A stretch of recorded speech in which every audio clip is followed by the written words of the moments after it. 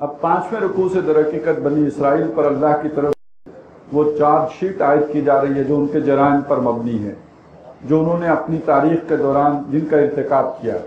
اور جو اس میں موٹی بات ہے وہ یہ ہے جو سمجھنے کی ہے کہ ایک ایسی قوم جس کو اللہ تعالیٰ نے، یا ایسے لوگ یا ایسا گروہ یا ایسی جماعت جس کو اللہ تعالیٰ نے ایک منصب پر فائز کیا ہو اور اس منصب کے نتیجے میں انہیں اعلیٰ مقام عطا کیا ہو، جب وہ دنیا کی محبت میں گرفتار ہوتے ہیں اور مصلحت کا شکار ہوتے ہیں تو اس کے نتیجے میں ان میں کیا خرابیاں جنم لیتی ہیں، وہ اس کا بیان ہے کہ جو ان اگلے جو ہے وہ رکوع میں ہمارے سامنے آ رہا ہے. تقریباً 10 رکوع 2 آیتیں ہیں، اور یہ جو دونوں جگہوں پہ نا، یہ 5ویں رکوع کی جو پہلی 2 آیات ہیں، یہ 15ویں کی رکوع کی بھی پہلی 2 آیات بالکل یہی ہیں. دوسری آیت کی ذرا ترتیب بدلی ہے، الفاظ بالکل ہو بہو یہی ہیں. تو یہاں سے لے کے وہاں تک ایک ہی مضمون چلا ہے. اور اس کو ایک اور اعتبار سے دیکھ لیجئے کہ اس میں جو پہلا رکوع ہے جو ہم نے پڑھ لیا ہے، اس کا تعلق ان 10 رکوعوں کے ساتھ یہ ہے کہ بنی اسرائیل کے اندر یہ جو خرابیاں پیدا ہوئی ہیں اس کا اصل سبب یہ ہے، اور یہ جو انہوں نے اپنی اس دعوت سے جو منہ موڑا ہے جس مقام پر اللہ نے انہیں فائز کیا تھا، تو پھر بتدریج ان کے کردار کا یہ بحران ہے کہ جو سامنے آ رہا ہے. یا بنی اسرائیل، اے اسرائیل کے اولاد، اذکروا نعمتی اللتی انعمت علیکم، میری وہ نعمت یاد کرو جو میں نے تمہارے اوپر کی، یعنی نعمت ہدایت جو تمہیں عطا کی. وانی فضلتکم علی العالمین، اور میں نے تمہیں جہان والوں پر فضیلت دی، تمہیں بڑا اونچا مرتبہ دیا، مقام دیا، تمام لوگوں پر تمہیں میں نے سرفراز کیا، اپنی بزرگی عطا کی تمہیں. اور جو دوسری بات میں بھول گیا بتانا کہ جو دوسری بات یہاں سامنے آ رہی ہے وہ یہ ہے کہ اللہ تعالیٰ کسی کو بھی اگر کسی منصب پر فائز کرتا ہے، کوئی بلندی درجات عطا کرتا ہے، کوئی فضیلت دیتا ہے، تو وہ اس کے خون اور نسب کی وجہ سے نہیں ہوتی، حسب نسب کی وجہ سے نہیں ہوتی، بلکہ اس منصب کی کوئی ذمہ داری ہوتی ہے. وہ ذمہ داری اگر ادا کریں گے تو اس منصب پر برقرار رہیں گے. اگر اس ذمہ داری سے منہ موڑ لیں گے، اس کے تقاضے پورے نہیں کریں گے، اس کے لیے جو لوازمات ہیں ان کو انجام نہیں دیا جائے گا، تو اللہ تعالیٰ اس ذمہ داری سے معزول کر دیں گے اور اس ذمہ داری سے ہٹا دیں گے. اس کی مثال ہے بنی اسرائیل. یہاں ان کی مثال پیش کی جا رہی ہے. باقی آپ اپنی تاریخ کو دیکھیں، کتنے لوگ اٹھے ہیں، دین کے لیے اٹھے ہیں، اللہ نے انہیں عزت دی، احترام دیے.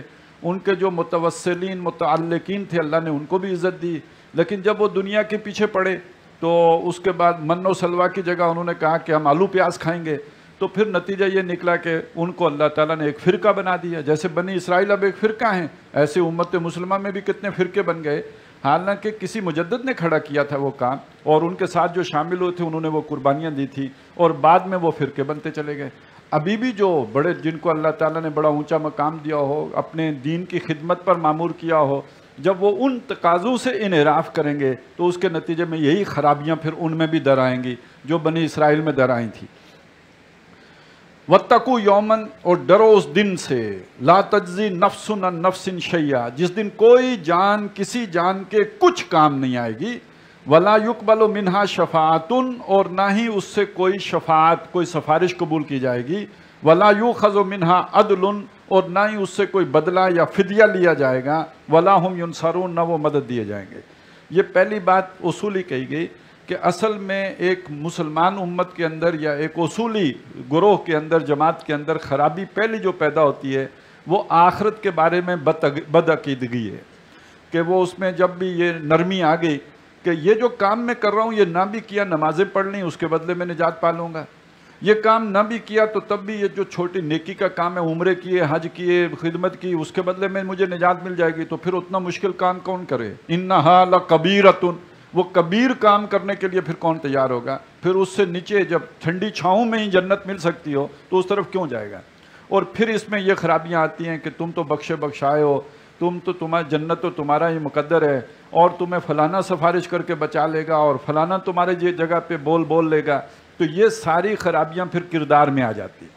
اصل میں تو آخرت کا جو ایقان اور یقین ہے جو انسان کو اس عمل پر آمادہ رکھتا ہے، وگرنہ اس مقام میں بلند پر آدمی برقرار اپنے آپ کو رکھ ہی نہیں سکتا، گر جاتا ہے. اس لیے یہاں آخرت پر اتنا زور دیا. اب اس کے بعد اللہ نے اپنے انعامات اور ان کی جو شرارتیں ہیں ان کا بیان شروع کیا ہے. فرمایا وَإِذْ نَجَّيْنَاكُمْ مِنْ آلِ فِرْعَوْنَ، تو میرا وہ انعام یاد کرو جب میں نے تمہیں فرعون کے لوگوں سے نجات دی. اور ان کی جو تم غلامی کر رہے تھے اس سے تمہیں بچایا. یسومونکم سوء العذاب، وہ تمہیں برے عذاب کا مزہ چکھاتے تھے. یذبحون ابناءکم، تمہارے بیٹوں کو ذبح کرتے تھے. ویستحیون نساءکم، اور تمہاری عورتوں کو زندہ رکھتے تھے. بیٹے طاقت ہوتے ہیں، طاقت توڑ دیتے تھے. بیٹیاں زندہ رکھتے تھے، انہیں لونڈیاں بنا کے رکھیں، ان سے خدمت لیں، کام کرائیں ان سے. اور ان میں وہ جو ہے گویا اتنی بڑی ذلت اور خرابی تھی کہ تمہاری بیٹیوں کو جا کے ان کی خدمتیں کرنی پڑتی تھیں. وَفِي ذَلِكُمْ بَلَاءٌ مِّن رَبِّكُمْ عَظِيمٌ، اور اس میں تمہارے لیے تمہارے رب کی طرف سے بہت بڑی آزمائش تھی. اس کو دو طرح سے معنی کیے گئے ہیں. اچھی آزمائش تھی، یعنی یہ کہ ان تمام مراحل سے گزار کر اللہ تعالیٰ تمہیں نکھار رہا تھا، اس بلند مقام تک پہنچانے کے لیے تمہیں آزمائش میں ڈال کر یہاں پہنچا رہا تھا. اور بعض لوگوں نے اس کو جو ہے سزا کے طور پر بھی لیا ہے کہ اس میں تو بڑی تمہاری بے عزتی تھی اور توہین تھی، اور اس میں تمہارے لیے بہت ہی جو ہے وہ ضلالت تھی. وَإِذْ قَرَّبْنَا بِكُمُ الْبَحْرَ، اور اللہ کا وہ انعام یاد کرو جب ہم وَإِذْ فَرَقْنَا بِكُمُ الْبَحْرَ، جب ہم نے تمہارے لیے بحر پانی سمندر جو ہے پھاڑ دیا. جب بنی اسرائیل نکلے ہیں وہاں سے، جو 6 لاکھ کی تعداد تھی ان کی، اور ان کے پیچھے جو ہے وہ فرعون کا لشکر آ گیا، تو آگے جو ہے وہ بحیرہ احمر کی جو ہے وہ شاخ آ گئی، جو سویز والی، اور وہاں پہ اب ان کے لیے اللہ نے پانی کو سے رستہ بنایا. یہ پار چلے گئے، لیکن فرعون جب اس میں اترا تو وہ غرق ہو گیا. فَأَنْجَيْنَاكُمْ، تو ہم نے تمہیں بچا لیا. وَأَغْرَقْنَا آلَ فِرْعَوْنَ، اور فرعون کے لوگوں کو، ان کی فوجوں کو، جتھوں کو ہم نے غرق کر دیا. وَأَنْتُمْ تَنْظُرُونَ، اور تم دیکھ رہے تھے. یہ سب تمہاری نگاہوں کے سامنے ہوا، یہ معجزہ تم نے اپنی آنکھوں سے دیکھا. ویسے اشارہ کر دوں، یہ ہمارے ساتھ بھی ابھی کل ہی تو معجزہ ہوا ہے کہ وہ جو آئے تھے انڈین پلین، اور جو اپنے پے لوڈ، ہم نے اب کہتے ہیں پے لوڈ گرا کے گئے، اگر وہ پھٹ جاتے تو پھر پتہ لگا کہ وہ کیا شے تھی. وہ تو 2-3 کلومیٹر کا ایریا ہی اڑ جانا تھا. اور یہ حیرت انگیز بات ہے، 4 بم چھوڑے ہیں، ایک بھی نہیں پھٹا ہے. تو یہ تو اس بات سے کوئی کم بات تو نہیں ہے. لیکن ان فی ذالک لآیہ، اس میں نشانی ہے عقل مندوں کے لیے. اب ہم عوام کو تو اتنا پتہ بھی نہیں، لیکن جن کو ان ساری باتوں کا پتہ ہے، اس کے بعد بھی وہ اگر اللہ کی قدرت پر ایمان نہ لائیں اور ان کے اندر کوئی خدا خوفی نہ پیدا ہو، تو آپ سوچئے وہ کتنے بڑے جو ہے وہ مجرم بنیں گے.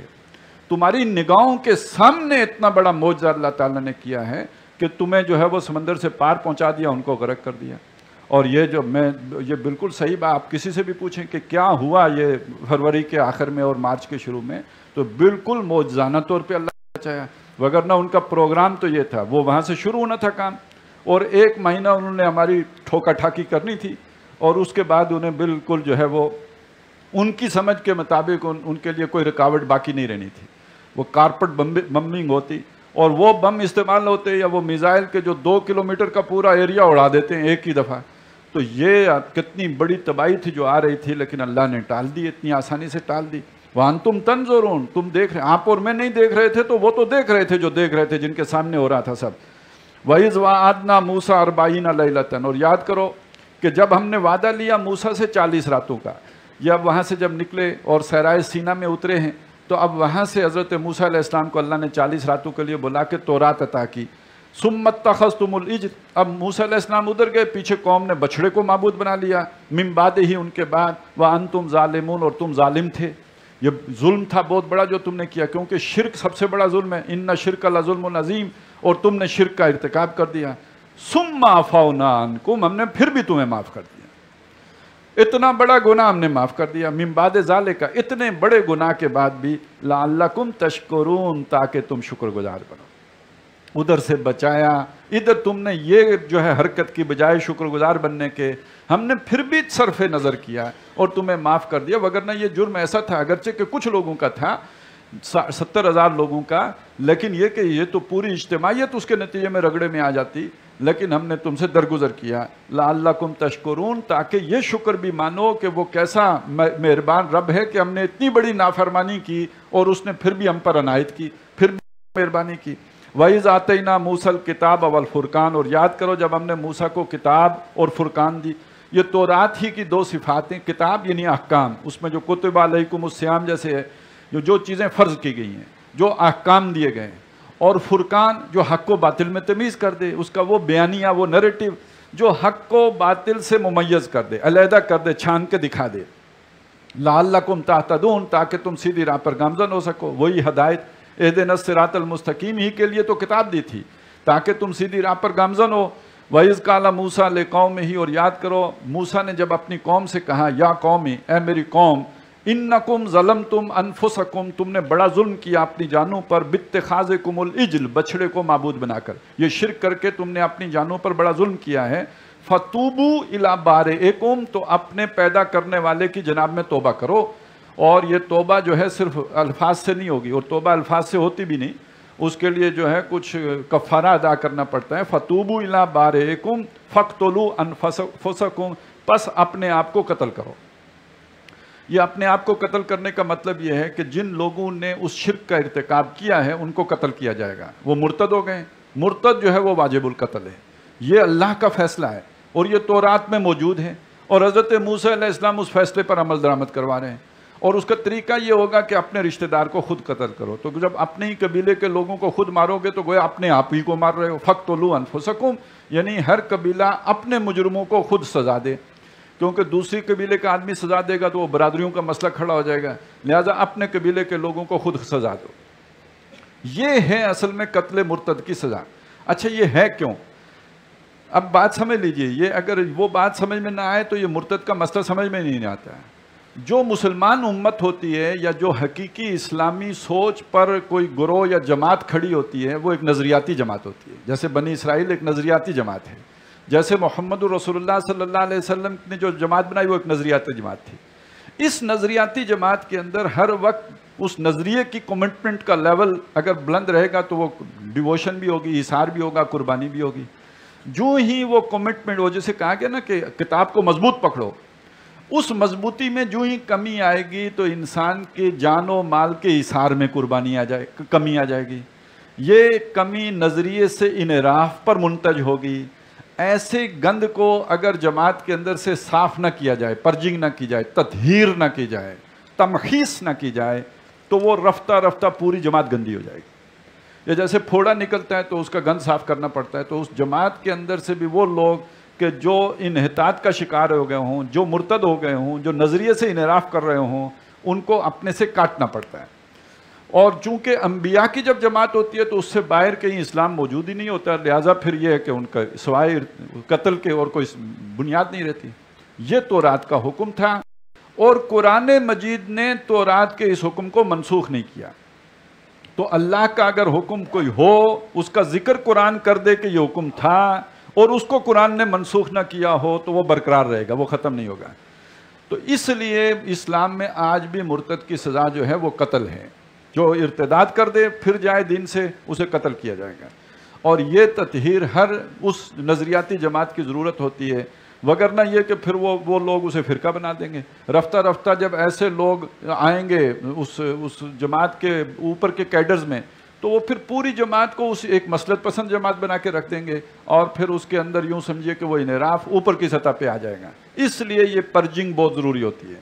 فَاقْتُلُوا أَنفُسَكُمْ ذَلِكُمْ خَيْرٌ لَكُمْ، یہ تمہاری جماعتی زندگی کے لیے بہتر ہے۔ بظاہر بڑا نقصان دہ ہے کہ آپ نے 70,000 لوگ مار دیے ہیں، قتل ہو گئے ہیں، لیکن یہ کہ اس جماعت کے استحکام کے لیے، اس کے اس نظریے پر برقرار رہنے کے لیے یہ بہت ضروری ہے۔ عند بارئکم، اور تمہارے رب کے نزدیک بھی یہ پسندیدہ ہے۔ فتاب علیکم، تو وہ تم پر مہربان ہوگا۔ انہ هو التواب الرحیم، بے شک وہ توبہ قبول کرنے والا مہربان ہے۔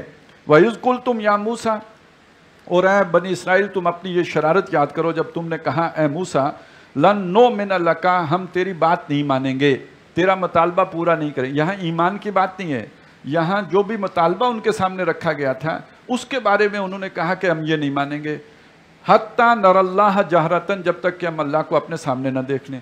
ہم اللہ کو دیکھنا چاہتے ہیں، اندیکھے خدا کو پوجنا بہت مشکل ہے۔ تو اور دوسری بات یہ کہ آپ نے یہ کہا کہ میں کتاب لے کے آیا ہوں، یہ تورات ہے، تختیوں میں لکھی ہوئی ہے، تو ہمیں کیا معلوم آپ تختیاں کدھر سے اٹھا کے لے آئے ہیں؟ تو ہم اللہ تعالیٰ آ کے اس کو سرٹیفائی کرے کہ باقاعدہ یہ کتاب میں نہیں دی ہے، تو ہم تو یہ سارا منظر اپنی آنکھوں سے دیکھنا چاہتے ہیں۔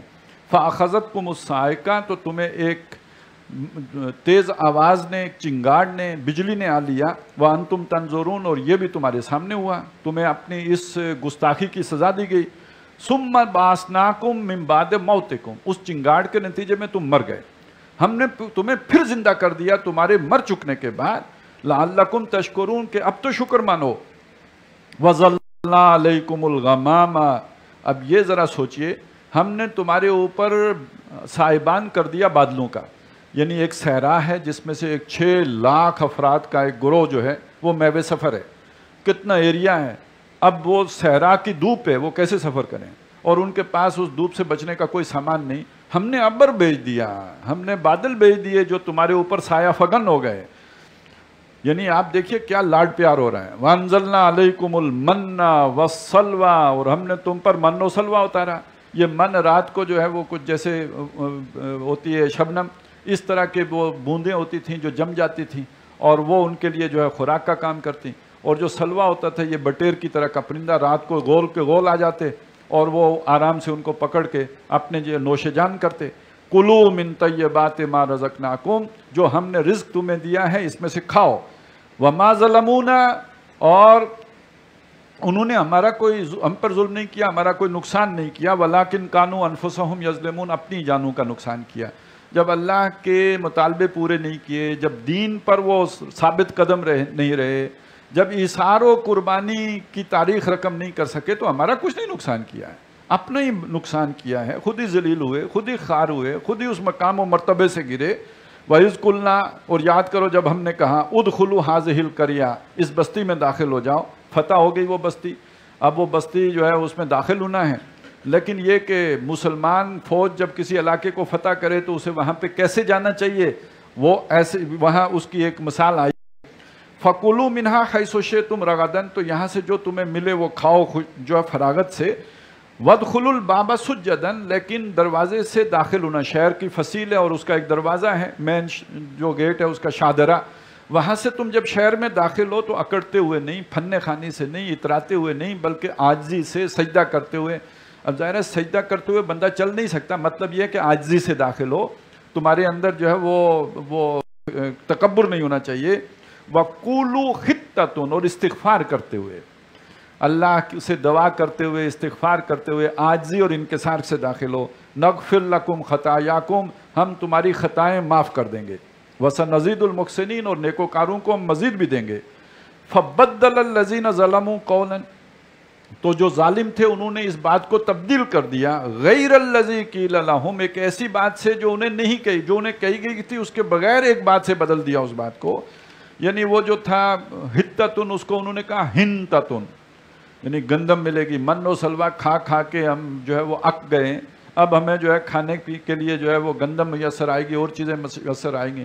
تو بجائے استغفار کہنے کے انہوں نے گندم جو ہے وہ راگ الاپنا شروع کر دیا، فَأَنزَلْنَا عَلَى الَّذِينَ ظَلَمُوا، تو ان میں سے جو ظالم تھے ان پر ہم نے اتارا رِجْزًا مِنَ السَّمَاءِ، آسمان سے عذاب کو، بِمَا كَانُوا يَفْسُقُونَ، وہ جو انہوں نے نافرمانی کی اس کے نتیجے میں، اب اس میں بھی کچھ جو 70,000 تھے وہ جو اس طاعون کے مرض کا شکار ہو کے مر گئے، اب ایک اور انعام کا ذکر ہے، صحرا ہے، اس میں پیاس لگی ہے، پانی چاہیے، تو وَإِذِ اسْتَسْقَىٰ مُوسَىٰ لِقَوْمِهِ، تو یاد کرو جب موسیٰ نے اپنی قوم کے لیے اللہ سے دعا کی پانی کی، فَقُلْنَا، تو ہم نے کہا اضرب بعصاک الحجر، یہ جو چٹان ہے جو پتھر ہے اس پر اپنی عصا کی ضرب لگاؤ، فَانْفَجَرَتْ مِنْ حُسْنَتَا عَشْرَةَ عَيْنًا، تو اس سے بہ نکلے 12 چشمے، قَدْ عَلِمَ كُلُّ أُنَاسٍ مَشْرَبَهُمْ، ہر ایک گروہ نے اپنا مشرب، اپنا گھاٹ، اپنا پانی پہچان لیا، 12 چشمے، 12 قبیلے، ہر قبیلے کا ایک ایک چشمہ مخصوص ہو گیا کہ اب اس سے تم پانی پیو،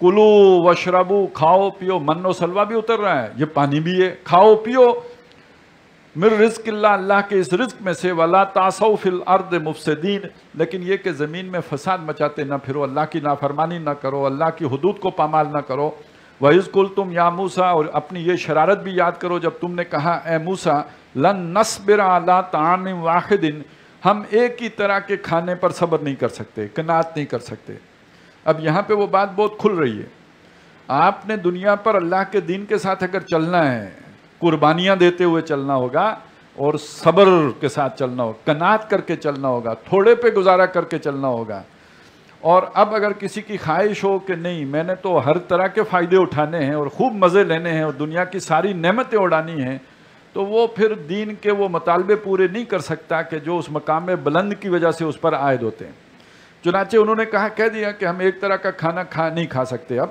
لن نصبر علی طعام واحد فادع لنا ربک، اپنے رب کو ہمارے لیے پکارو، دعا کرو اس سے، یخرج لنا، وہ ہمارے لیے نکالے، مما تنبت الارض، اس میں سے جو زمین سے نکلتا ہے، جو نباتات زمین میں سے اگتی ہیں، من بقلہا یعنی کوئی ترکاریاں ہوں، و قصائہا ککڑی وغیرہ ہو، و فومہا اور گیہوں ہو، و عدسہا اور مسور کی دال ملے، و بصلہا اور پیاز، ہم تو یہ جو چیزیں ہیں جو منہ کو لگی ہوئی ہم وہ کھانے کو دل کرتا ہے۔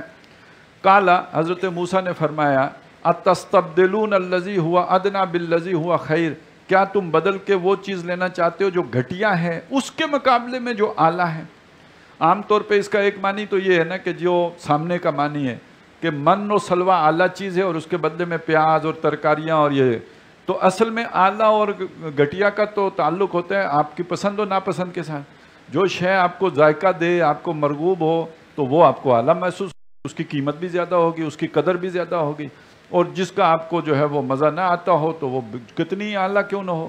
کبھی سونا چاندی تو کسی نے نہیں کھایا، اور کھاتا آدمی وہی چیزیں ہیں جو زبان کو اچھی محسوس ہوں، تو اب وہ من و سلوہ انہیں نہیں اچھا لگتا تھا اور ترکاریاں اچھی لگتی تھی۔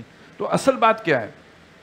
اصل بات یہ ہے کہ یہ ساری ترکاریاں کھانے کے لیے کھیتی باڑی کرنی پڑے گی، کہیں رہائش اختیار کرنی پڑے گی، اور وقت لگانا پڑے گا اس کے اوپر۔ جب تم اپنا وقت ادھر لگاؤ گے تو وہ جن اعلیٰ مقاصد کے لیے تمہیں وقت دیا گیا تھا وہ کون پورے کرے گا؟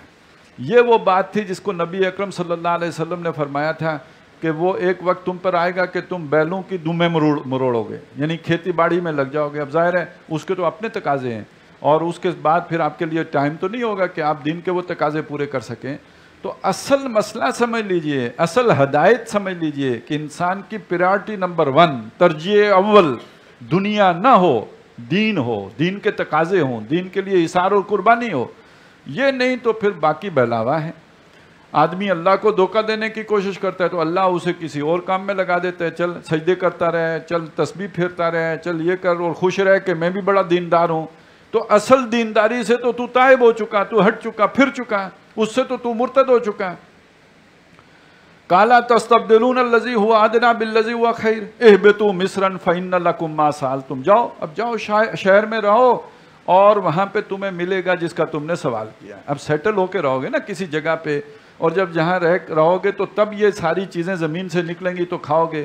آسمان سے تو من و سلوہ آتا ہے، پیاز اور ٹماٹر اور ترکاریاں اور ککڑیاں تو آسمان سے نہیں آتی ہیں، تو زمین سے پیدا کرنی پڑیں گی، اور اس کے لیے محنت کرنی پڑے گی، اور محنت کرو گے تو سیٹل ہوگے کرو گے، پھر وہاں پہ بیٹھو آرام سے۔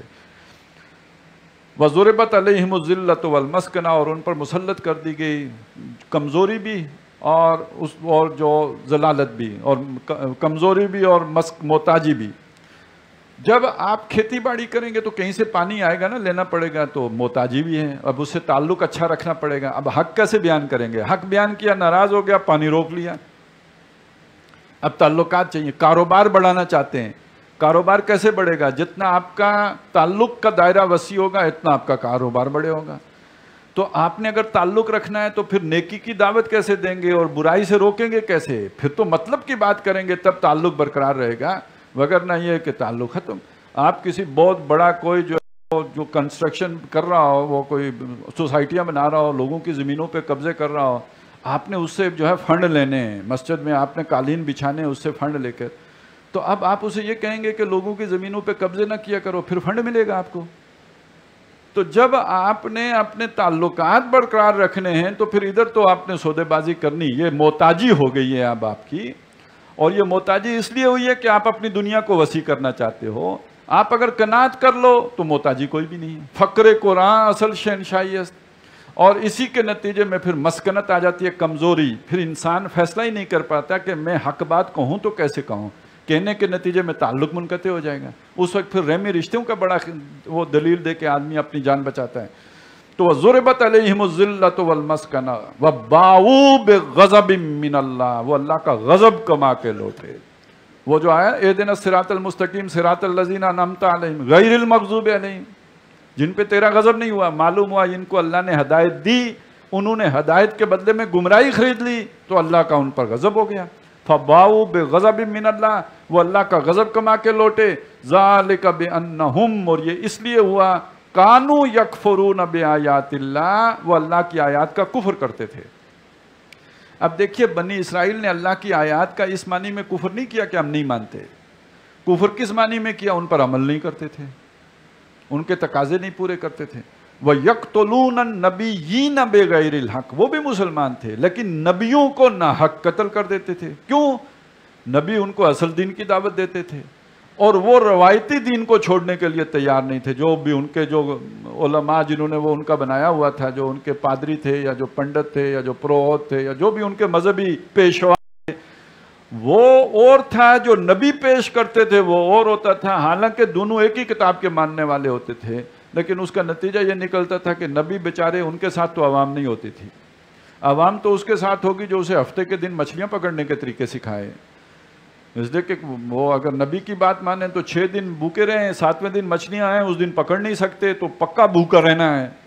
تو اگر پیٹ بھرنا ہے تو پھر وہ مفتی صاحب اچھے ہیں نا جو بتاتے ہیں کہ مچھلی پکڑنے کا طریقہ یہ ہے. لہٰذا اب وہ ان کے پیچھے چلتے تھے، نبیوں کو قتل کرتے تھے. وَيَقْتُلُونَ النَّبِيِّينَ بِغَيْرِ الْحَقِّ ذَلِكَ بِمَا عَصَوْا، اس لیے کہ وہ تھے ہی نافرمان. وَكَانُوا يَعْتَدُونَ، اور وہ جو ہے حد سے نکلنے والے لوگ تھے. ان الذين آمنوا والذين هادوا والنصارى والصابئين من آمن بالله واليوم الآخر وعمل صالحا فلهم اجرهم عند ربهم. بے شک وہ لوگ جو ایمان لائے اور وہ لوگ جو یہودی ہوئے اور وہ لوگ جو نصرانی ہوئے اور وہ لوگ کہ جو صابی ہیں، کچھ لوگوں کا خیال ہے حضرت ابراہیم علیہ السلام کے ماننے والے، ان میں سے جو ایمان لائے گا اللہ پر اور آخرت پر اور نیک عمل کرے گا، ان کے لیے ان کا اجر ہے ان کے رب کے ہاں محفوظ. اب یہ ایک آیت ہے یہاں پہ، اور اس سے ہمیشہ بہت سے لوگوں نے ٹھوکریں کھائی ہیں. اکبر کے دور میں اسی آیت کو بنیاد بنا کر دین اکبری ایجاد کیا گیا تھا کہ یہ تو ایسے ہی جو ہے نبیوں کی وجہ سے اختلافات پیدا ہو جاتے ہیں، توحید پر سارے کو جمع کیا جا سکتا ہے. کیا یہودی، کیا نصرانی، کیا مسلمان، کیا ہندو، یہ سب ایک پلیٹ فارم پہ جمع ہو سکتے ہیں کیونکہ سب موحد ہیں. ہندوؤں کے ہاں بھی جو رام ہیں اور یہ وہ ان کے ہاں بھی توحید کا کوئی تصور موجود ہے. تو یہ سب ایک مسجد مندر ہکڑو نور ہو گیا تھا. پھر اس کے بعد جب بعد میں گاندھی نے یہ نظریہ اس کو پھیلایا تو اس میں بھی بڑی بڑے نابغہ شخصیات بھی اس کا شکار ہو گئیں، اور آج ہمارے دور میں اس کا پھر چلن ہوا ہے. اور ہمارے بھی جو جدید دانشور ہیں وہ یہی راہ گلاتے ہیں کہ دیکھیں نا اس آیت میں کہہ دیا گیا ایمان والے یعنی مسلمان اور یہودی اور نصرانی جو بھی ایمان لائے گا اور نیک عمل کرے گا تو اس کے لیے جنت، اس کا اجر محفوظ ہے. تو اچھی طرح سمجھ لیجئے یا اس مضمون کا آغاز کس بات سے ہوا تھا کہ دیکھو اس قرآن پر ایمان لاؤ، وَلَا تَكُونُوا أَوَّلَ كَافِرٍ بے، اس کے تم پہلے کافر نہ بنو. یہ اس کے ساتھ جوڑ کر ضرب کھا کے بات بنے گی. اور یہاں جس بات کی نفی ہو رہی ہے اس کو سمجھ لیجئے وہ کیا ہے کہ کوئی یہ نہ سمجھے کہ وہ کسی گروہ میں شامل ہونے کی وجہ سے جنت میں جا سکتا ہے. کل یہ غرہ یہودیوں کو تھا کہ ہمیں تو آگ چھوئے گی بھی نہیں، ہم جنت میں چلے جائیں گے. آج یہ غرہ ہم مسلمانوں کو ہے، خار ہیں، بدکار ہیں، ذلت میں ڈوبے ہوئے ہیں، مگر تیری محبوب کی امت میں ہیں. اب یہ تصور ہم سمجھتے کہ ہمیں جنت میں لے جائے گا. تو قرآن ہمیں بتاتا ہے کہ یہودی ہونے کی وجہ سے نہیں جا سکتے تھے اور عیسائی ہونے کی وجہ سے نہیں جا سکتے تھے. اور آج تم سمجھ لو کہ صرف مسلمان ہونے کی وجہ سے جنت نہیں مل جائے گی. ایمان حقیقی لانا پڑے گا اور عمل صالح کرنا پڑے گا تب جا کے، اور عمل صالح میں وہ ساری قربانیاں شامل ہیں، تب جا کے جنت ملے گی. اس کے بغیر جنت نہیں ہے. وَلَا خَوْفٌ عَلَيْهِمْ وَلَا هُمْ يَحْزَنُونَ، ان کے لیے نہ کوئی خوف ہوگا نہ یہ غمگین ہوں گے. وَإِذْ أَخَذْنَا مِيثَاقَهُمْ، اور یاد کرو جب ہم نے میثاقکم، ہم نے تم سے عہد لیا. اور میثاق کہتے ہیں بڑے مضبوط پکے عہد کو. یہ واسق جو ہوتا ہے یہ باندھنے والا، اور یوسق جو مضبوط باندھنا، تو اس سے میثاق وہ عہد جس میں مضبوط باندھ دیا گیا ہو. وَرَفَعْنَا فَوْقَكُمُ الطُّورَ، اور وہ عہد لیتے ہوئے ہم نے کوہ طور تمہارے اوپر بلند کر دیا. یعنی ایک ایسی کیفیت ہے کہ جیسے اوپر کوہ طور ہو، نیچے لوگ عہد کر رہے ہوں تو کتنے ان کے وہ دل جو ہے لرز رہا ہوگا. یعنی پوری آمادگی ہے، اللہ کا خوف ہے. وہ جب زلزلہ آتا ہے تو بڑے بڑے جو ہے اللہ کے نافرمان، ان کے دل سے بھی کلمہ نکل رہا ہوتا ہے. تو جب ایسی کیفیت ہو، جب انسان خوف کا شکار ہو تو وہ اللہ کے بہت قریب ہوتا ہے. تو وہ کوہ طور اوپر اب بلند ہے، گویا گرا چاہتا ہے. تو اس عاجزی کی کیفیت میں اور اللہ سے بڑے قریب ہونے کی کیفیت میں انہوں نے اللہ سے عہد کیا. تو اس موقع پہ اللہ نے ان سے کہا خذوا ما آتیناکم بقوۃ، جو ہم نے تمہیں عطا کیا اس کو مضبوط پکڑو. یہ کتاب، یہ منصب، یہ مرتبہ. اور اس کتاب کو مضبوط پکڑنے کا مطلب کیا ہے؟ اس کتاب کے مقابلے میں دنیا کی ہر نعمت کو ہیچ جانو. ہر ترقی، ہر عروج، ہر مقام، ہر مرتبہ، ہر سٹیٹس اس کے مقابلے میں کچھ بھی حیثیت نہیں رکھتا. وہ خیر مما یجمعون، جو کچھ لوگ جمع کرتے ہیں اس سے یہ بہت بہتر ہے، بہت اعلیٰ ہے، بہت عرفہ ہے. اس کی قدر پہچانو، یہ ہے مضبوط پکڑنا. وگرنہ یہ کہ منہ سے آدمی کہے کہ خیرکم من تعلم القرآن وعلمہ، تم میں بہترین وہ ہے جو قرآن پڑھے، سیکھے اور سکھائے، اور اپنے بیٹے کو بنا رہا ہو انجینئر یا ڈاکٹر یا کوئی اور کہیں ملازمت دلا رہا ہو، تو معلوم ہوا کہ یہ الفاظ ہیں جو اس نے ادا کیے، اس پر اس کا کوئی یقین اور ایمان، اور اس پر اس کا کوئی جو ہے وہ اپنا کوئی محکم ارادہ اس پر شامل نہیں ہے. تو یہ مضبوط پکڑنے کا مطلب ہے کہ اس کو بہت اچھی طرح حرز جان بناؤ، اس کو اپنا عقیدہ بناؤ، اس کو لازم پکڑو. وَاذْكُرُوا مَا فِيهِ، اور اس کتاب میں جو کچھ ہے اس کو یاد کرو، اس کا تذکرہ کرو، اس کو اپنی مجلسوں کا حصہ بناؤ. لعلکم تتقون، تاکہ تم بچو، تاکہ پرہیزگار بنو. پرہیزگار کتاب بناتی ہے، اس کا چلہ کاٹو، اس کے ساتھ جڑو، اس کے ساتھ مضبوط اپنے آپ کو باندھو تاکہ تم پرہیزگار بن جاؤ. ثم تولیتم من بعد ذلک، اس کے بعد بھی تم نے منہ موڑ لیا، یو ٹرن لے لیا. اتنے پکے قول و قرار کرنے کے بعد فلولا فضل اللہ علیکم ورحمتہ، تو اگر اللہ کا فضل اور اس کی رحمت تمہارے شامل حال نہ ہوتی، لکنتم من الخاسرین، تو تم خسارہ پا چکے تھے. وَلَقَدْ عَلِمْتُمُ الَّذِينَ اعْتَدَوْا مِنْكُمْ فِي السَّبْتِ، اور تمہیں اپنے میں سے وہ لوگ معلوم ہیں جنہوں نے ہفتے کے دن کے احکامات کی خلاف ورزی کی. یعنی ہفتے کے دن ان پر کوئی کاروبار دنیا حرام تھا، نہیں کر سکتے تھے، لیکن یہ کہ انہوں نے ہیلے بہانے کر کے اور مختلف رستے نکال کے اللہ کا حکم توڑا. فَقُلْنَا لَهُمْ، تو ہم نے ان سے کہا، كُونُوا قِرَدَةً خَاسِئِينَ، کہ بن جاؤ ذلیل بندر. یہاں پہ یہ مثال اس لیے دی کہ تم نے بھی اللہ کا حکم توڑ کے اپنے آپ کو اس حکم کا مصداق بنا لیا تھا، لیکن تم میں سے ایک گروہ کو تو ہم نے وہ سزا دی، البتہ تمہیں بچا لیا، اس لیے تاکہ تم نصیحت پکڑو کہ یہ حشر ہمارا نہ ہو جائے. آج ہم ہیں یہاں پہ کہ عراق ہوا، افغانستان ہوا، شام ہوا، لیبیا ہوا، تباہ ہوئے، اللہ نے ہمیں پھر بچا لیا، وگرنہ آج ہم یہاں بیٹھ کے درس دینے کے قابل نہ ہوتے. اب اس کا شکر کیا ہے کہ ہم اللہ کی کتاب کا وہ حق ادا کریں، ہم نے جس مقصد کے لیے ملک بنایا تھا اس کی طرف پیش قدمی کریں، اسے زبانی کلامی نہیں، واقعی ریاست مدینہ بنائیں جہاں پہ ظلم ختم ہو، انصاف ہو، عدل ہو، غریب اور امیر جو ہے ان کے لیے یکساں جو ہے مواقع ہوں. وہ عدل جو محمد رسول اللہ صلی اللہ علیہ وسلم نے قائم کیا، کہ جس میں روٹی، کپڑا، مکان، تعلیم، علاج سب جو ہے وہ ریاست کی ذمہ داری ہے.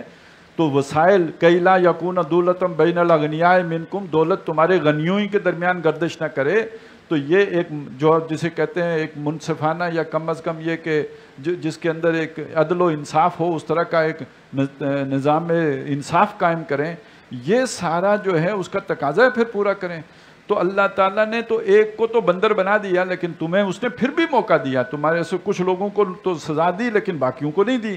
فَجَعَلْنَاهَا نَقَالًا لِمَا بَيْنَ يَدَيْهَا، تو اس بستی کو ہم نے بنا دیا نشان عبرت، ایک عبرت کا واقعہ ان لوگوں کے لیے کہ جو وہاں پہ تھے، جنہوں نے دیکھا ان کے لیے بھی اس میں عبرت ہے، اس میں بہت بڑا جو ہے ان کے لیے سبق تھا. وَمَا خَلْفَهَا، اور جو پیچھے آنے والے تھے ان کے لیے بھی ایک بہت بڑی عبرت ہے، آج والے لوگ بھی اس سے سبق حاصل کریں.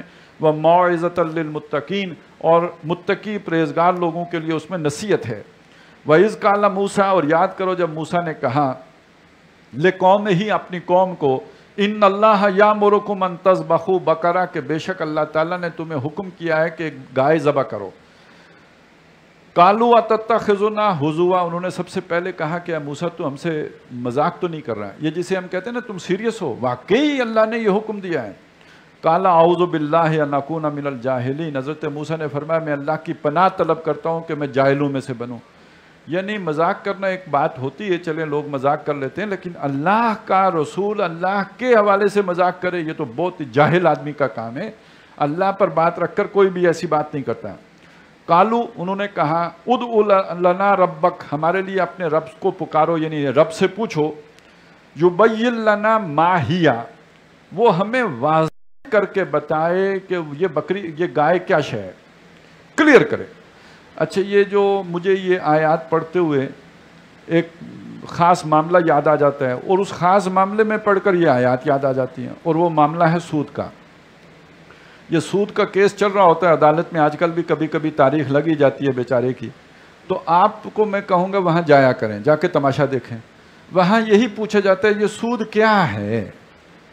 یہ جیسے بالکل بنی اسرائیل نے پوچھا تھا کہ ما یبین لنا ما ہی، یہ کون سی گائے ہے جو ہم ذبح کریں، اللہ کس گائے کی کہہ رہا ہے کہ اس کو ذبح کرو، بالکل آپ کو یہ سین ادھر نظر آئے گا، وہ ایسا ناواقف بن کے پوچھیں گے یہ سود کیا ہوتا ہے، اس کو پہلے ڈیفائن تو کر لیں۔ دوسری عدالت میں جائیں، وہاں جا کے کہیں کہ یار فحاشی بہت ہو گئی، انہیں کہیں گے وٹ از فحاشی، یہ فحاشی ہوتی کیا ہے، پہلے ڈیفائن تو کرو۔ اب لو بھائی ما ہیا، یہ ہے کیا، ذرا کھول کے تو بتاؤ۔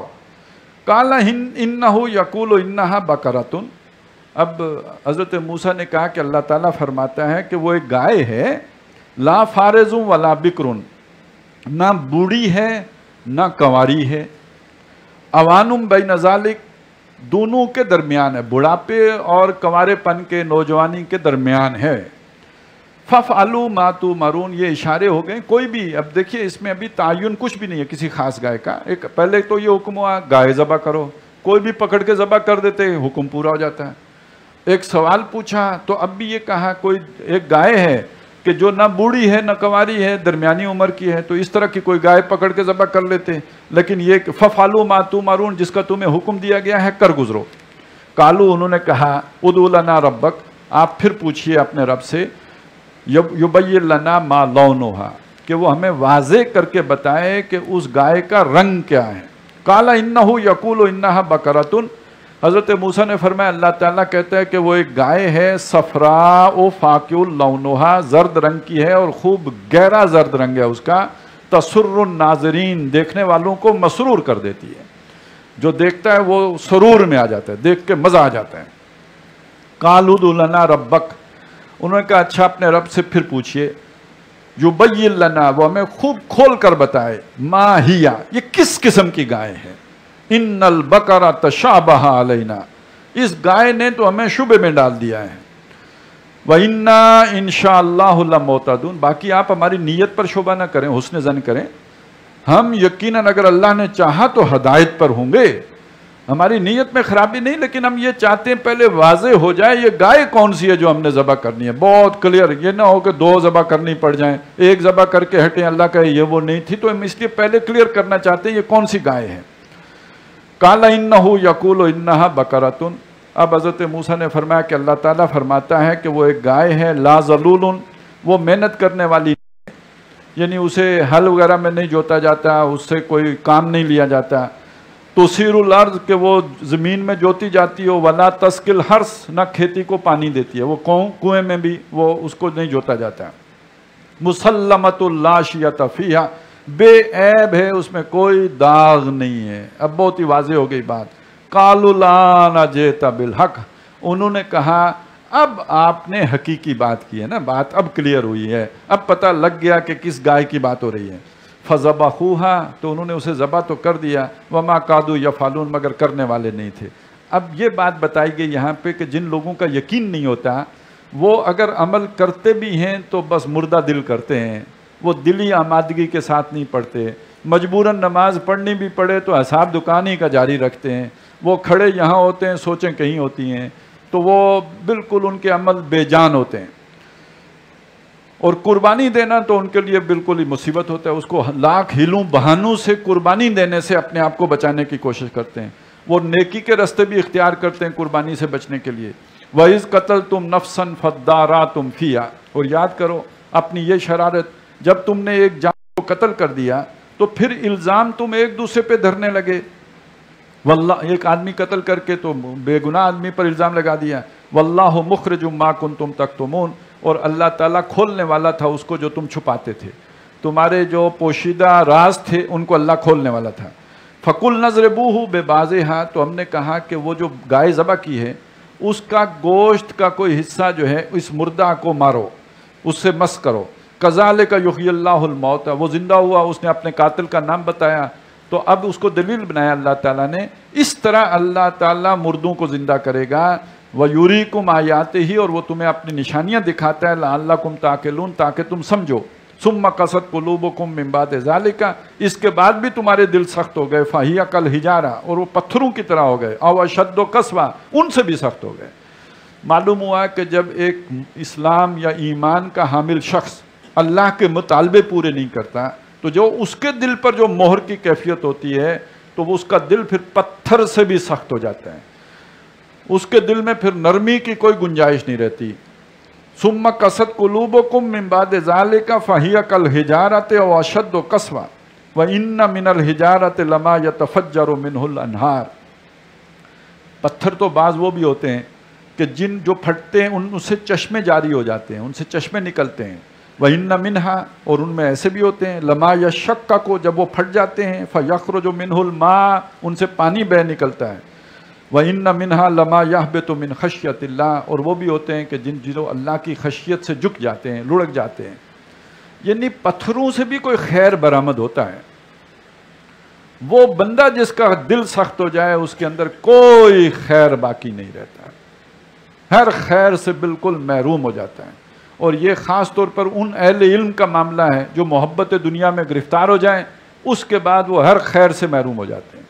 اور وہ حدیث جس میں ذکر آیا ہے، نبی صلی اللہ علیہ وسلم نے فرمایا کہ یوشک ان یاتی علی الناس زمان، یہ بات تو بنی اسرائیل کی ہے لیکن حضور نے اپنی امت کے بارے میں فرمایا مجھے اندیشہ ہے، ڈر ہے، لوگوں پر ایک وقت ایسا آ جائے گا لا یبقى من الاسلام الا اسمہ، اسلام میں نام کے سوا کچھ نہیں بچے گا، ولا یبقى من القرآن الا رسمہ، قرآن میں الفاظ کے سوا کچھ نہیں بچے گا۔ اور جب یہ وقت آئے گا تو اس وقت مساجدہم عامرۃ وہی خراب من الہدیٰ، مسجدیں آباد تو ہوں گی الہدیٰ سے خالی ہوں گی، اس میں ہدایت کا گزر نہیں ہوگا۔ اور علماءہم، جو اس وقت اہل علم ہوں گے، اکثریت، ویسے سارے ایسے نہیں ہوں گے، اس لیے کہ اللہ کے نبی نے فرمایا کہ ایک گروہ ہمیشہ حق پر قائم رہے گا، تو وہ بھی ہوں گے جو اللہ سے ڈرنے والے ہوں گے، جو وہ تقاضے دین کے پورے کر رہے ہوں گے۔ لیکن جو اکثریت ہوگی، شر من تحت ادیم السماء، آسمان کے نیچے جتنی مخلوق ہے سب سے شریر لوگ وہ ہوں گے۔ من عندہم تخرج الفتنۃ وفیہم تعود، ان سے فتنہ نکلے گا، انہی میں لوٹ جائے گا، نئی سے نئی مصیبتیں کھڑے کریں گے، اور ایک ایک مصیبت میں کتنے کتنے لوگ مریں گے، کتنی ہلاکتیں ہوں گی۔ تو گویا پتھروں کے اندر کوئی خیر ہوتا ہے، ان لوگوں کے اندر خیر نہیں رہے گا۔ وَمَا اللَّهُ بِغَافِلٍ عَمَّا تَعْمَلُونَ، اور تمہاری حرکتوں سے اور تمہارے باطن میں جو خبث ہے اس سے اللہ غافل نہیں ہے۔ أَفَتَطْمَعُونَ أَن يُؤْمِنُوا لَكُمْ، اے مسلمانوں اور اے حق پرستو، اے حق کے ساتھیوں، کیا تم سمجھتے ہو کہ وہ ایمان لے آئیں گے، وہ دین کے ان مطالبوں کو مان لیں گے، وہ یہ قربانیاں دینے پہ راضی ہو جائیں گے؟ وَقَدْ كَانَ فَرِيقٌ مِّنْهُمْ، حالانکہ ان میں سے ایک گروہ ایسا بھی ہے، يَسْمَعُونَ كَلَامَ اللَّهِ، جو اللہ کے کلام کو سنتا ہے، ثُمَّ يُحَرِّفُونَهُ مِن بَعْدِ مَا عَقَلُوهُ، پھر اس کو تبدیل کر دیتا ہے بعد اس کے کہ وہ سمجھ چکا ہوتا ہے۔ غلط فہمی نہیں ہے، تساہل نہیں ہے، کوئی غفلت نہیں ہے، جانتے بوجھتے سوچتے سمجھتے وہ اس میں تبدیلی کر دیتے ہیں۔ وَهُمْ يَعْلَمُونَ، اور اچھی طرح جانتے ہوتے ہیں۔ تو ایسوں کو تم کیسے سیدھا کرو گے؟ ایسے کیسے ٹھیک ہوں گے؟ اپنے انحراف سے وہ کیسے واپس آئیں گے جو جانتے بوجھتے منحرف ہوئے ہیں؟ وَإِذَا لَقُوا الَّذِينَ آمَنُوا، اور جب وہ ایمان والوں سے ملتے ہیں، ان لوگوں سے جو حق پرست ہیں، قَالُوا آمَنَّا، وہ کہتے ہیں ہم بھی ایسے ہی ہیں، ہم 100% ایسے ہیں، ہم بھی ایمان لائے۔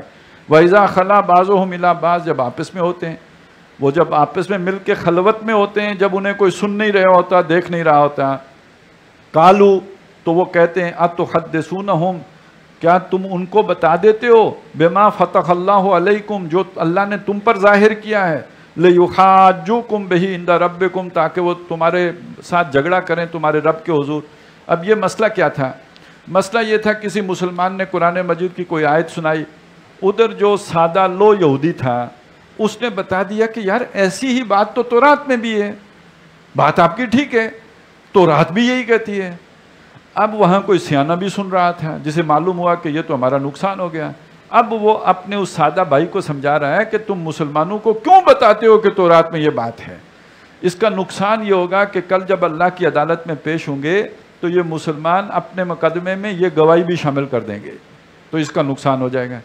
اب اس کا جواب دیا اچھا وہ پہلے اس کو کہتے تم افلا تاکلون، تو تم سوچتے نہیں ہو، ایسے ہی ان کو بتا دیتے ہو۔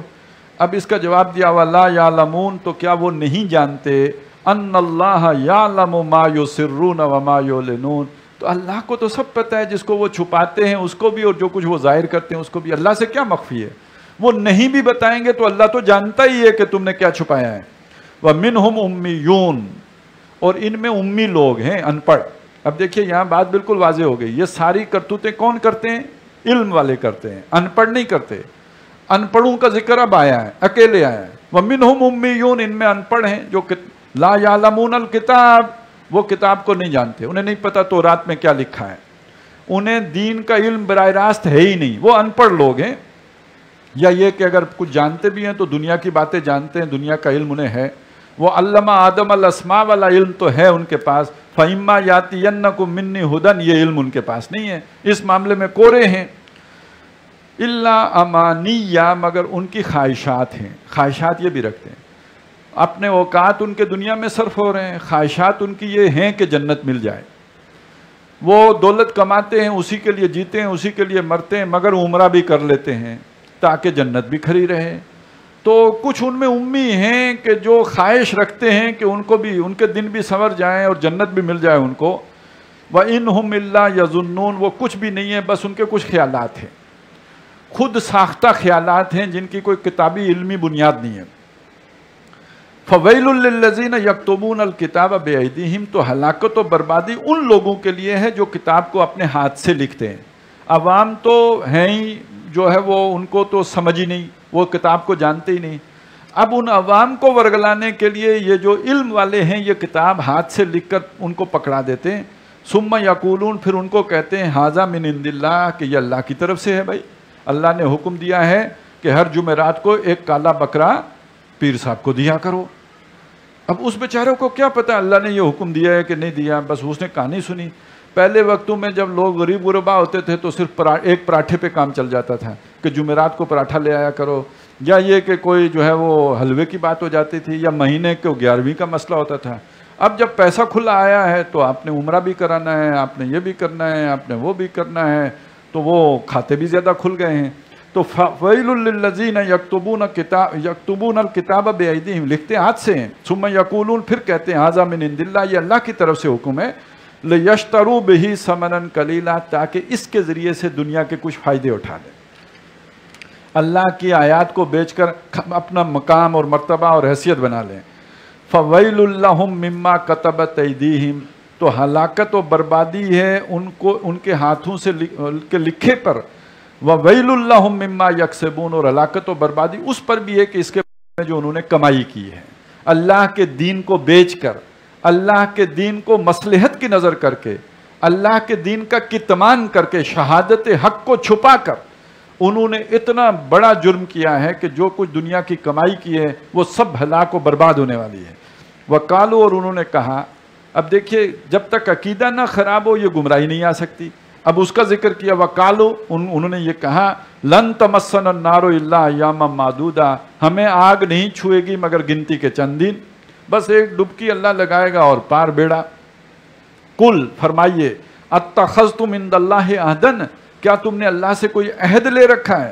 فَلَن يُخْلِفَ اللَّهُ عَہْدَهُ، کہ جس کی اللہ تعالیٰ خلاف ورزی نہیں کرے گا۔ ام تقولون علی اللہ ما لا تعلمون، یا تم اللہ پر وہ جڑ رہے ہو جس کا تمہیں شعور نہیں، علم نہیں۔ یعنی ایک بے تکی بات، اللہ نے تو کوئی ایسا معاہدہ تمہارے ساتھ نہیں کیا کہ تمہیں آگ نہیں چھوئے گی، نہ ہمارے ساتھ کیا نہ ان کے ساتھ کیا۔ بلا، کیوں نہیں، من کسب سیئاتن، جس نے کوئی برائی کی، برائی کا ارتکاب کیا، اس نے کوئی گناہ کمایا، وَأَحَاطَتْ بِهِ خَطِيئَتُهُ، اور اس گناہ نے اس کا گھیراؤ کر لیا، ایک کام اس نے شروع کیا اور اس کی عادت پختہ ہو گئی اور وہی اس کا عقیدہ بن گیا اور اس نے اس کو پوری طرح اس کا احاطہ کر لیا، فَأُولَٰئِکَ أَصْحَابُ النَّارِ، تو یہ آگ والے ہیں، ہم فیہا خالدون، ہمیشہ ہمیش اس میں رہیں گے۔ والذین آمنوا وعملوا الصالحات، اور وہ لوگ جو ایمان لائے جنہوں نے نیک اعمال کیے، اولئک اصحاب الجنہ، یہ جنت والے ہیں، ہم فیہا خالدون، ہمیشہ اس میں رہیں گے۔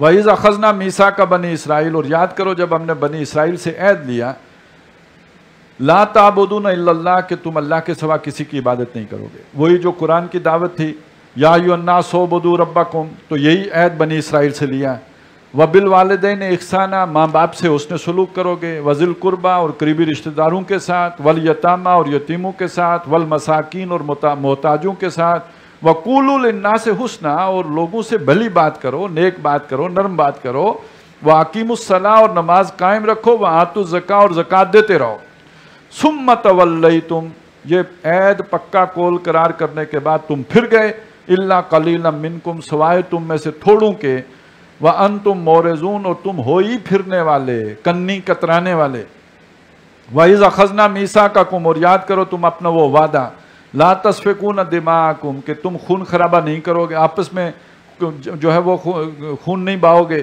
وَلَا تُخْرِجُونَ أَنفُسَكُم مِّن دِيَارِكُمْ اور اپنے لوگوں کو اپنے گھروں سے بے دخل نہیں کرو گے، ثُمَّ أَقْرَرْتُمْ پھر تم نے اس کا اقرار کیا، قول و قرار ہوا، وَأَنْتُمْ تَشْهَدُونَ اور تم اس پر گواہ ہو، تم مانتے ہو یہ بات، ثُمَّ أَنْتُمْ هَؤُلَاءِ یہ پھر تم ہی تو ہو، تقتلون انفسکم کہ اپنے آپ کو قتل کرتے ہو، یعنی اپنے بھائی بندوں پر اپنے ہتھیار سونت لیتے ہو، ان کو قتل کرتے ہو، بنی اسرائیلوں کو جو ہے وہ تم ناحق قتل کرتے ہو، وَتُخْرِجُونَ فَرِيقًا مِّنكُم مِّن دِيَارِهِمْ اور تم میں سے ایک گروہ دوسرے گروہ کو ان کے گھروں سے بے دخل کر دیتا ہے، تَظَاهَرُونَ عَلَيْهِمْ بِالْإِثْمِ وَالْعُدْوَانِ ان پر چڑھائی کرتے ہوئے گناہ اور ظلم کے ساتھ، وَإِن يَأْتُوكُمْ أُسَارَىٰ اب ان کو گھروں سے نکال دیا، کسی اور کے ہاں جا کے وہ قیدی ہو گئے، تُفَادُوهُمْ پھر تم انہیں فدیے دے کے چھڑاتے ہو۔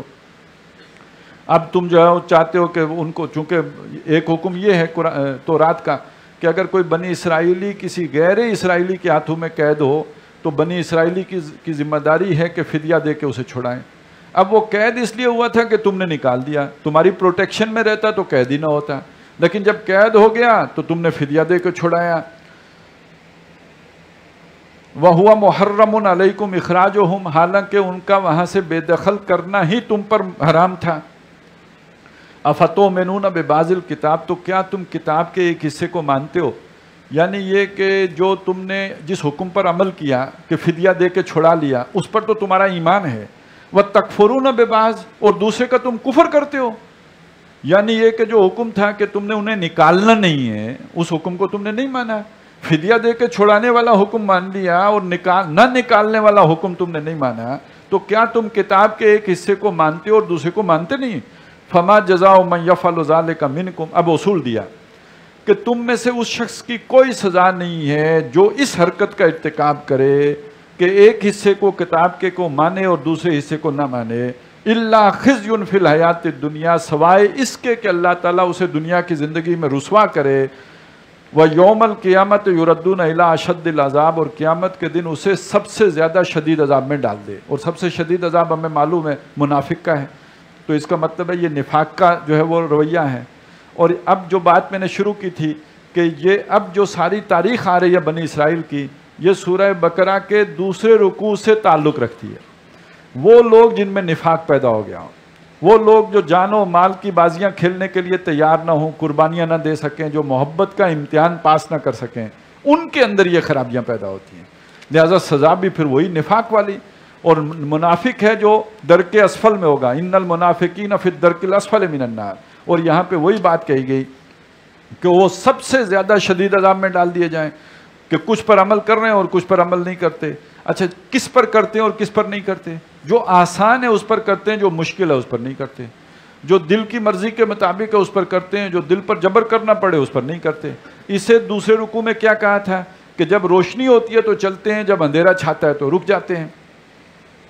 اولئک الذین اشتروا الحیات الدنیا بالآخرہ یہ وہ لوگ ہیں جنہوں نے دنیا کی زندگی کو آخرت کی زندگی بیچ کر خریدا ہے۔ ہم کوئی شے بیچتے ہیں بدلے میں کوئی شے لیتے ہیں، انہوں نے آخرت بیچ دی ہے اور بدلے میں دنیا لے لی ہے۔ اسی کو سورہ بقرہ کے دوسرے رکوع میں کہا تھا اولئک الذین اشتروا الضلالۃ بالہدی انہوں نے ہدایت بیچ کر گمراہی خریدی ہے۔ یہاں کہا دنیا خریدی ہے، ہدایت بیچی ہے اور آخرت بیچی ہے۔ فلا یخفف عنہم العذاب تو ان پر سے عذاب کم نہیں کیا جائے گا، ولا ہم ینصرون اور نہ ہی یہ مدد دیے جائیں گے۔ وَلَقَدْ آتَيْنَا مُوسَى الْكِتَابَ وَقَفَّيْنَا مِن بَعْدِهِ بِالرُّسُلِ اور ہم نے موسیٰ کو کتاب دی اور ان کے بعد پے بپے ہم نے رسول بھیجے۔ میں بتا چکا ہوں 1400 سالہ تاریخ میں ہمیشہ ایک نبی کے بعد نبی ہی آتا رہا۔ کلما ہلک نبی خلفہ النبی وآتینا عیسی ابن مریم البینات، اور یہ آخری ہیں پھر اس سلسلے میں حضرت عیسیٰ علیہ السلام، اور ہم نے عیسیٰ ابن مریم علیہ السلام کو صریح معجزے عطا کیے، وَأَيَّدْنَاهُ بِرُوحِ الْقُدُسِ، اور اس کی مدد کی روح القدس جبریل امین کے ذریعے سے۔ أَفَكُلَّمَا جَاءَكُمْ رَسُولٌ، پھر جب کبھی بھی ان کے پاس کوئی رسول آیا، بِمَا لَا تَهْوَىٰ أَنفُسَكُمْ، ایسا حکم لے کر جو ان کے جیوں کو پسند نہیں تھا، وہی بات جو پسند والا حکم ہے اس پر عمل کرتے ہیں، جو پسند نہیں اس پر عمل نہیں کرتے۔ تو جب نبی ایسا حکم لے کے آیا کہ جو ان کو پسند نہیں تھا، استکبرتم، تو تمہیں پسند نہیں تھا، استکبرتم، تم نے گھمنڈ کیا، ففریقاً کذبتم، ایک گروہ کو تم نے جھٹلایا، یعنی انبیاء کے ایک گروہ کا تم نے انکار کر دیا، وفریقاً تقتلون، اور نبیوں کے ایک گروہ کو تم نے قتل ہی کر دیا۔ وقالو، اور انہوں نے کہا، قلوبنا غلف، ہمارا دل غلاف میں ہے۔ کیا مطلب؟ آپ کی باتیں ہمارے دل پر اثر نہیں کرتی۔ آدمی جب ضد پہ آتے ہیں نا، ایک آدمی سمجھا رہا ہے، دوسرا ضد پہ ہے، تو وہ اس سمجھانے والے کی قوت ارادی توڑنا چاہتا ہے، وہ اسے بتانا چاہتا ہے کہ تم مجھے کیوں سمجھا رہے ہو، تو وہ اس کا ایک انداز یہ ہوتا ہے، تمہاری باتیں میرے سر سے گزر رہی ہیں، نہیں سمجھ آتی، یہ فلسفے ہمیں نہیں پتہ لگتا کیا بات کہہ رہے ہو تم، بڑا مشکل انداز ہے ہمیں آپ کا بات کرنے کا، ہمیں نہیں سمجھ آتا۔ ایک انداز یہ آتا ہے کہ جی سمجھ آتا ہے لیکن آپ بے فکر رہیں، ہمارے دل پر اثر کوئی نہیں ہوگا آپ کی باتوں کا، ہم یکسو ہیں جدھر ہیں اپنے بتوں کے ساتھ، ان کو چھوڑنے کے لیے ہم تیار نہیں ہیں، لہٰذا آپ یہ محنت نہ کریں۔ حضرت نوح علیہ السلام کو کہا گیا، اے نوح، تو نے ہم سے بڑا جدال کر لیا، فَأَكْثَرْتَ جِدَالَنَا، بحثیں تو نے خوب کی، ہم سے آگے بڑھ گیا ہے، لیکن ہم مانیں گے نہیں۔ حضرت شعیب علیہ السلام کو کہا گیا، مَا نَفْقَهُ كَثِيرًا مِمَّا تَقُولُ، جو تو باتیں کرتے ہیں ہمیں سمجھ ہی نہیں آتی۔ تو یہ ہم ہمت توڑنے کے لیے ہوتا ہے کہ آپ ہمارا مغز نہ چاٹیں، ہمیں بات نہیں سمجھ آتی، اور یہ بات کہنے والا اپنے آپ کو بڑا فن خان سمجھ رہا ہوتا ہے کہ جی ہمارا دل کیوں غلاف میں ہے، ہم مطمئن ہیں، ہم یکسو ہیں، کیوں؟ ہمارا خیال، ہماری سوچ ایسی ہے کہ اس پہ مطمئن ہی ہو جانا چاہیے۔ تو قلوبنا غلف، ہمارا دل پردے میں ہے، غلاف میں ہے، بل لعنہم اللہ، اصل بات یہ آپ کو سمجھ اس لیے نہیں آ رہی کہ اللہ نے لعنت کر دی ہے تمہارے اوپر، دل پر مہر کر دی ہے، بے کفرہم، ان کے کفر کی وجہ سے ان پر لعنت کر دی ہے، فقلیلا ما یؤمنون، تو بہت تھوڑے ہیں ان میں سے ایمان لانے والے، اکثریت کا معاملہ اب یہ ہو چکا ہے۔ ولما جاءہم کتاب من عند اللہ، اور جب ان کے پاس کتاب آئی اللہ کے پاس سے، مصدق لما معاہم، جو تصدیق کر رہی ہے اس کی جو ان کے پاس ہے، قرآن مجید تو رات کی تصدیق کر رہا ہے، وَكَانُوا مِن قَبْلُ يَسْتَفْتِحُونَ عَلَى الَّذِينَ كَفَرُوا، اور حالت یہ تھی کہ اس سے پہلے وہ کافروں کے مقابلے میں فتح طلب کیا کرتے تھے، فتح مانگا کرتے تھے، جب ان کو کہیں سے ٹھکائی ہوتی تھی، مار پڑتی تھی، تو یہ اس وقت کہتے تھے کوئی بات نہیں، آج ہم پر ظلم کر رہے ہو تم، لیکن یہ کہ اور بھی دور فلک ہیں ابھی آنے والے، ناز اتنا نہ کریں ہم کو ستانے والے، ابھی اللہ کے آخری نبی آئیں گے، اور جب ہم ان کے ساتھ شامل ہو کے تم سے جنگ کریں گے تو تم ہمارا مقابلہ نہیں کر سکتے، ہم فتح یاب ہوں گے، غالب ہوں گے۔ تو اب وہ نبی آ گئے، اس سے پہلے یہ دعائیں مانگتے تھے کہ وہ نبی کب آئیں تاکہ ہمیں جو ہے وہ دنیا میں فتح حاصل ہو، جیسے آج ہم کہتے ہیں مہدی آئے، مہدی آئے، مہدی آئے، آئے گا تو حشر اس کا ہم وہی کریں گے جو یہودیوں نے محمد رسول اللہ کے ساتھ کیا، اس لیے کہ قربانی ہم نہ آج دینے کے لیے تیار ہیں تو کل کیسے دیں گے؟ مہدی نے کوئی شف کر کے تو دین قائم تو نہیں کرنا ہے نا، لوگ ہوں گے ساتھ دیں گے اور قربانیاں ہوں گی جیسے محمد رسول اللہ صلی اللہ علیہ وسلم کے ساتھیوں نے دی ہیں تو تب ہوا۔ تو آج جن کو کاروبار عزیز ہیں، جن کو دکانیں عزیز ہیں، جن کو اپنے کیریئر عزیز ہیں، تو کل مہدی نے بھی آ کے کوئی اور تو نہیں کہنا، یہی کہنا ہے چلو نکلو، تو اب جو آج نہیں تیار وہ کل کیسے نکلے گا؟ یہی ان کے ساتھ ہوا، انہوں نے سمجھا آخری نبی آئے گا اور بس آ کے ایک پھونک مارے گا اور ہمیں فتح حاصل ہو جائے گی، تو ایسا تو نہیں ہوتا ہے، وہ اب آ گیا اور وہ اسے ماننے کے لیے تیار نہیں ہے۔ فلما جاءہم ما عرفوا، جب وہ آیا ان کے پاس وہ کہ جس کو وہ جانتے ہیں، پہچانتے ہیں، اچھی طرح اسے سمجھتے ہیں، کفروا بہ، انہوں نے اس کا انکار کر دیا، نہیں مانا، فلعنۃ اللہ علی الکافر، ایسے کافروں پر اللہ کی لعنت ہے۔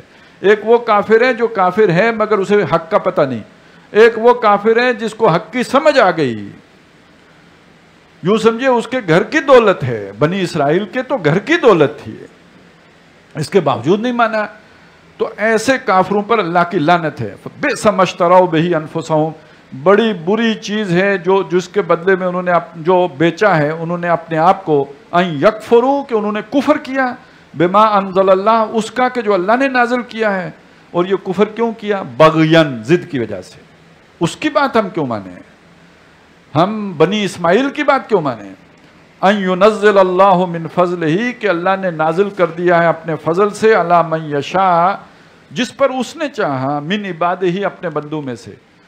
باؤ بے غضب اللہ غضب تو وہ اللہ کے غضب پر غضب کما کے لوٹے. وللکافرین عذاب مہین اور کافروں کے لیے رسوا کن عذاب ہے. وَإِذَا قِيلَ لَهُمْ آمِنُوا اور جب ان سے کہا گیا کہ ایمان لاؤ کما بما انزل اللہ اس پر جو اللہ نے نازل کیا. قالوا نؤمن بما انزل علینا انہوں نے کہا ہم تو یقین رکھتے ہیں اس پر جو ہم پر نازل کیا گیا. وَيَكْفُرُونَ بِمَا وَرَاءَ اور انہوں نے اس کے بعد اس کے علاوہ سب کا انکار کر دیا، نہیں مانا. وَهُوَ الْحَقُّ مُصَدِّقًا لِمَا مَعَهُمْ حالانکہ وہ حق ہے جو اس کی تصدیق کر رہا ہے جو ان کے پاس ہے. قُلْ تو اے نبی کہیے فَلِمَ تَقْتُلُونَ أَنْبِيَاءَ اللَّهِ مِنْ قَبْلِ اگر تم اتنے ہی نیک ہو اپنے والے پر ایمان رکھتے ہو تم سمجھتے ہو کہ ہم اللہ کی کتاب پر یقین رکھنے والے ہیں تو نبیوں کو کیوں قتل کرتے رہے اس سے پہلے؟ نبی تو کتابی کی طرف بلانے والے تھے، ان کو کیوں تم نے قتل کیا؟ ان کنتم مومنین اگر تم ایمان والے تھے تو. وَلَقَدْ جَاءَكُمْ مُوسَىٰ اور تمہارے پاس موسیٰ آئے بالبینات معجزے لے کر. ثُمَّ اتَّخَذْتُمُ الْعِجْلَ مِن بَعْدِهِ اس کے باوجود تم نے بچڑے کو معبود بنایا. وَأَنْتُمْ ظَالِمُونَ اور تم تھے ناانصاف. وَإِذْ أَخَذْنَا مِيثَاقَكُمْ اور یاد کرو جب ہم نے تم سے میثاق لیا. وَرَفَعْنَا فَوْقَكُمُ الطُّورَ اور تم پر کوہ طور بلند کیا. خُذُوا مَا آتَيْنَاكُمْ بِقُوَّةٍ وَاسْمَعُوا اور کہا کہ پکڑو جو ہم نے تمہیں دیا ہے مضبوط اور سنو. قَالُوا سَمِعْنَا وَعَصَيْنَا اور انہوں نے کہا کہ ہم نے سنا اور ہم نے نہیں مانا. اتنے شرارتی، ایک طرف منہ سے کہہ رہے ہیں سن رہے ہیں اور دل میں کہہ رہے ہیں ہم نہیں مانتے. وَأُشْرِبُوا فِي قُلُوبِهِمُ الْعِجْلَ بِكُفْرِهِمْ اور پلا دیا گیا ان کے دل کو بچھڑے کی محبت ان کی سرکشی کی وجہ سے. اب پتہ چلا کہ یہ بچھڑے کی محبت کیوں پیدا ہوئی کہ جب اللہ کی ناقدری کی جائے، اللہ کی ناشکری کی جائے، وہ جو خلا پیدا ہوتا ہے اس خلا کو کوئی شیطان پر کرتا ہے. وہ کوئی بچھڑا پر کرے یا کوئی کاروبار پر کرے، کوئی قوم پرستی پر کرے، کوئی وطن پرستی پر کرے، کوئی بت پر کرے، کوئی جماعت پر کرے. اب وہ ایک خلا پیدا ہو گیا نا، اللہ کی محبت جہاں پہ ہونی چاہیے تھی وہاں پہ نہیں ہے. کوئی لیلا پر کرے، کوئی مجنوں پر کرے، اب وہاں پہ آ کے کوئی نہ کوئی تو براجمان ہوگا. ایک خلا ہے وہ کسی نے تو پورا کرنا ہے. تو ان کے دلوں کو بچھڑے کی محبت پلا دی گئی ان کے کفر کی وجہ سے. قل فرمائیے نبی صلی اللہ علیہ وسلم بئس ما یامرکم بہ ایمانکم ان کنتم مؤمنین اگر تم ایمان والے ہو تو تمہارا ایمان تمہیں بڑی ہی بری باتوں کا حکم دیتا ہے.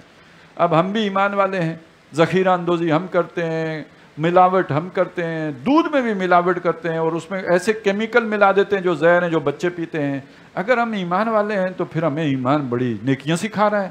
کیسی نیکیاں ہیں جو ہم کیے جا رہے ہیں؟ تو معلوم ہوا کہ وہ جو حقیقی ایمان ہے وہ کوئی اور شے ہے، وہ جو تصدیق قلبی کی کیفیت ہے وہ کسی اور شے کا نام ہے. قل بئس ما یامرکم بہ ایمانکم ان کنتم مؤمنین قل ان کانت لکم الدار الآخرہ. اے نبی ان سے کہیے کہ اگر آخرت کا گھر تمہارے ہی لیے ہے عند اللہ اللہ کے ہاں خالصتاً خاص طور پر تمہارے ہی لیے مخصوص ہے، جنت اللہ نے بس تمہارے لیے بنائی ہے من دون الناس باقی سارے لوگوں کو چھوڑ کر فتمنوا الموت ان کنتم صادقین تو موت کی تمنا کیوں نہیں کرتے اگر تم سچے ہو. دیکھیے نا امریکہ کی زندگی بڑی اچھی زندگی ہے ہمیں معلوم ہے، تو اکثر و بیشتر لوگوں کی تمنا ہوتی ہے کہ ویزا ملے تو جائیں امریکہ، اور اگر وہ اوپن کر دیں تو میرا خیال ہے بڑے نیک لوگ بھی سب سے پہلے لائن میں جا کے حاضر ہو جائیں گے پاسپورٹ لے کے کہ گرین کارڈ مل رہا ہے. ایک ہی دفعہ جو بھی جائے اسے مل جاتا ہے. تو جہاں زندگی اچھی گزرنے کی تمنا ہو وہاں تو آدمی لپک لپک کے جاتا ہے. تو تم سمجھتے ہو جنت تمہاری ہے تو یہاں کیا کر رہے ہو؟ رسوائی، ذلت، خواری. تو جلدی سے جنت میں چلو، اس کی تمنا کرو. فتمنوا الموت ان کنتم صادقین ولن یتمنونہ ابدا اور وہ ہرگز اس کی کبھی بھی تمنا نہیں کریں گے. بما قدمت ایدیہم انہیں اپنے کرتوت معلوم ہے، ان کے ہاتھوں نے جو آگے بھیجا ہوا ہے وہ کبھی موت کی تمنا نہیں کریں گے. واللہ علیم بالظالمین اللہ ظالموں سے خوب واقف ہے. ولتجدنہم احرص الناس علی حیاء اور تم دیکھو گے ان کو کہ تمام لوگوں میں زندگی کے لیے سب سے زیادہ حریص لالچی یہ ہے، زندہ رہنے کی سب سے زیادہ خواہش ان یہودیوں میں ہے. وَمِنَ الَّذِينَ أَشْرَكُوا اور مشرکوں سے بھی زیادہ وہ پھر بھی اپنی گردن کٹانے کے لیے تیار ہو جائیں گے. یہ جو اپنے آپ کو نام نہاد مسلمان بنائے ہوئے ہیں یہ نہیں ہوں گے. یود احدہم لو یعمر الف سنۃ، اور ان میں سے ہر کوئی چاہتا ہے کہ 1000 برس تک زندہ رہے. وما ہوا بمزخزخہ من العذاب، حالانکہ اس کو اپنے آپ وہ عذاب سے نہیں بچا سکے گا اسے ان یعمر، کہ اسے لمبی زندگی مل جائے. زیادہ عمر پانے سے وہ عذاب سے نہیں بچے گا. واللہ بصیر بما یعملون، اور ان کی حرکتوں سے ان کے کاموں سے کو اللہ تعالیٰ دیکھ رہا ہے، اللہ کی نگاہ میں ہے. بارک اللہ لی ولکم فی القرآن العظیم ونفعنی وایاکم بالآیات والذکر الحکیم.